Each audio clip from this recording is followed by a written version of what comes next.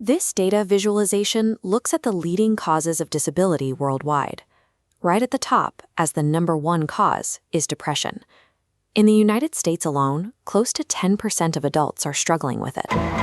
Because it involves our emotions, it can be hard to separate the medical condition from the everyday human experience. Almost everyone feels down from time to time. Getting a bad grade, losing a job, having an argument, or even a rainy day can bring on feelings of sadness. But those everyday feelings usually fade as circumstances improve. Clinical depression, however, is a persistent condition. It lingers for at least 2 consecutive weeks, and it directly interferes with a person's ability to work, play, or love. It operates entirely independent of a person's circumstances. As a distinct medical disorder, you cannot simply will it away when the rain stops or when a problem is solved. Confusing normal, temporary sadness with this continuous biological illness prevents sufferers from being properly understood. It masks a severe medical issue as a temporary mood, delaying the treatment they actually need. To identify the illness, doctors rely on specific psychiatric guidelines to evaluate a patient's behavior and physical state. This radar chart maps out the 9 potential symptoms they look for: a low mood, a loss of interest in normally enjoyable things, changes in appetite, feelings of worthlessness or guilt, sleeping irregularly, poor concentration, restlessness, loss of energy, or recurrent thoughts of suicide. A formal diagnosis requires crossing a specific threshold. Exhibiting at least 5 symptoms over 2 weeks qualifies them. Reaching this diagnostic threshold does not indicate emotional weakness. It is the observable outward evidence that a severe biological disorder has firmly taken hold of the body. These behavioral changes are driven by very real, physical, and tangible manifestations that take place deep inside the complex structure of the human brain itself.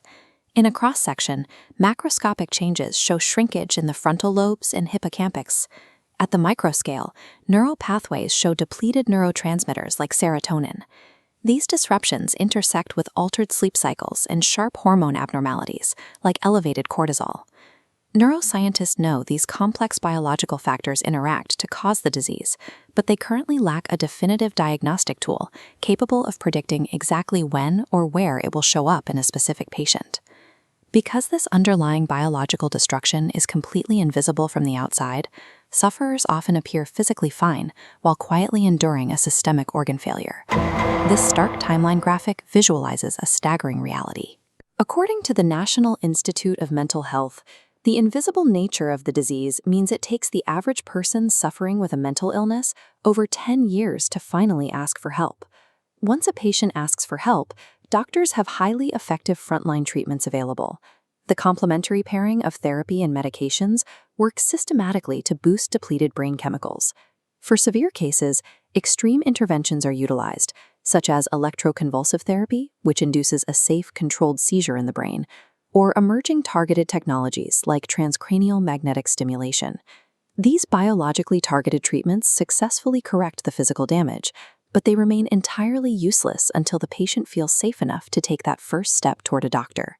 If you know someone struggling, gently encourage them to explore these medical options.